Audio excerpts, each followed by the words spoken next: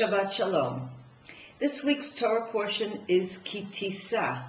It begins with a counting of the children of Israel with the half of the shekel, moves on to the sin of the golden calf and the anger of God as a result of that sin, and ends with the Moses coming back down to the people with the second set of the Ten Commandments.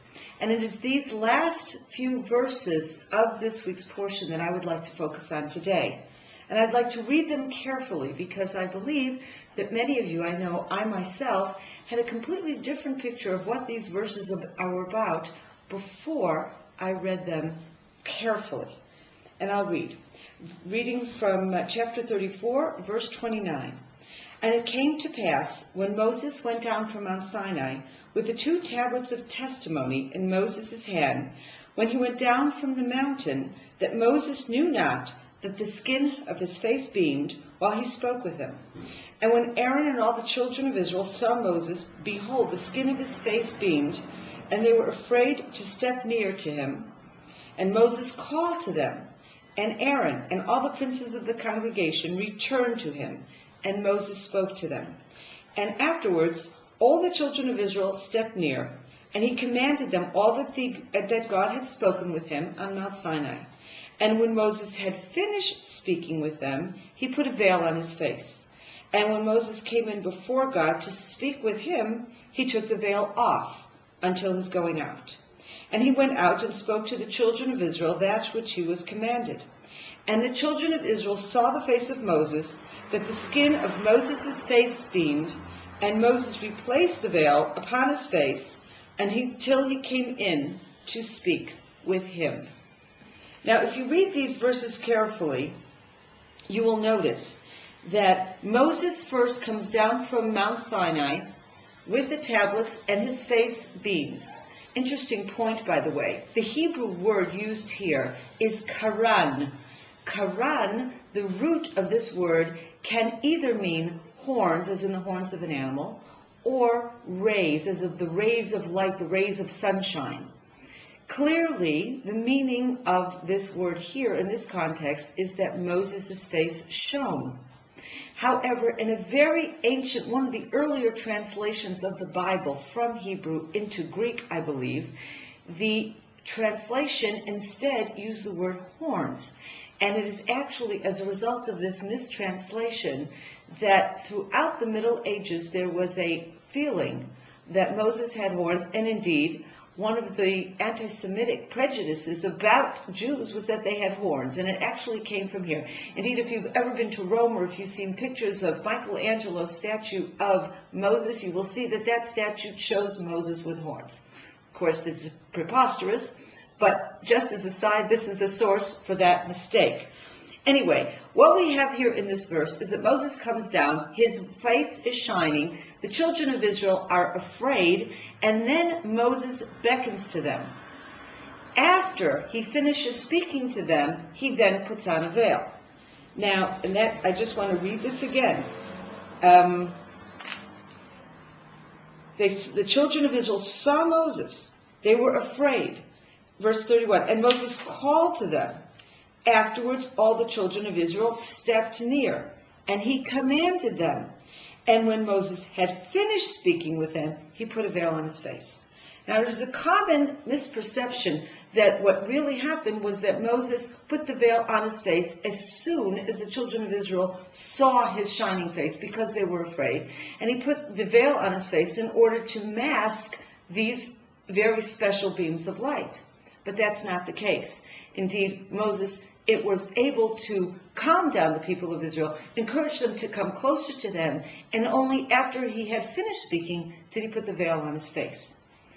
The scripture also makes it very clear that when Moses goes in to speak with God, he removes the veil from his face as well. And this actually echoes an idea that we see in earlier scripture.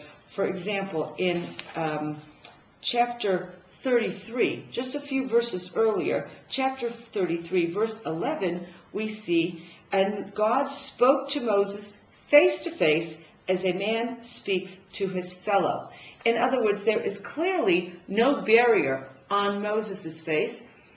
Moses speaks directly to God as a person speaks to a fellow person. And we have another echo of that idea about Moses' very special relationship with God later on in the book of Numbers.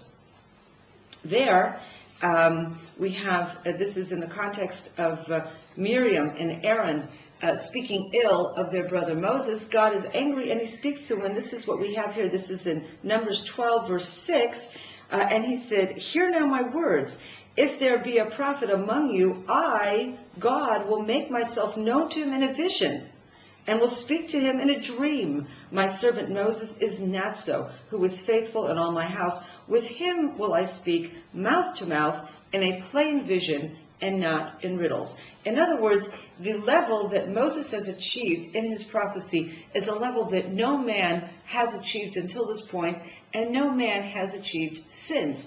God speaks in a very direct way, and therefore the rays of light that exude from his face as he comes down from Mount Sinai is clearly an indication that the Spirit of God has come into Moses in a very direct way. He himself has internalized, if you will, some element of God's presence in a way that no other human being has ever done. And this is connected to the way that God and Moses are able to speak so directly with one another.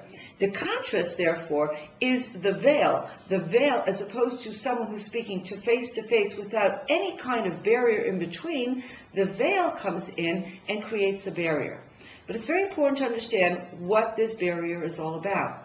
If indeed Moses only puts the veil on his face after he has finished speaking to the children of Israel, then clearly there is not a barrier between Moses and the children of Israel while he is speaking God's words. The barrier, therefore, is only put on after that. A number of commentaries have noticed this, and I read in one place, and I think this is a very, very interesting thought, that essentially what happens is that Moses, during the time that he speaks to the children of Israel God's words, or while he is actually teaching them the Torah, while he is teaching them God's instructions, he does not have the veil on his face.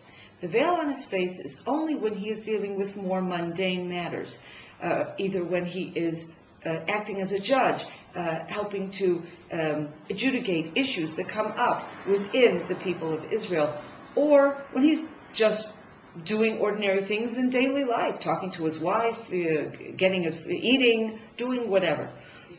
And I think the idea that comes through here is actually very interesting. Moses is a man. He's a man who has achieved an unusual closeness with God, and as a result of that closeness, there's something supernatural about the way his face looks. However, he is a man who is also involved in very earthly things.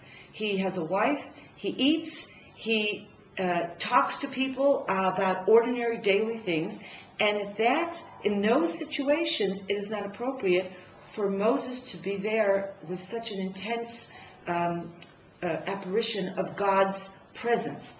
And I think this idea here actually is telling us that Moses, in and of himself, bridges these two worlds. He is both of the material world, he's involved in the most mundane things of life, and yet he has a very special connection to the spiritual.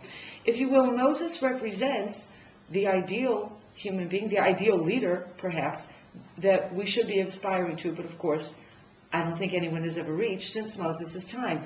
The ability to remain with 2 feet planted firmly on the ground and deal with the most mundane issues, and at the same time to be able to have that very incredible direct connection with God. Sometimes that requires a veil. That does require some kind of separation, some kind of physical separation on the one hand, but on the other hand, both of these characteristics are embodied in one human being, in Moses. Shabbat Shalom from Samaria.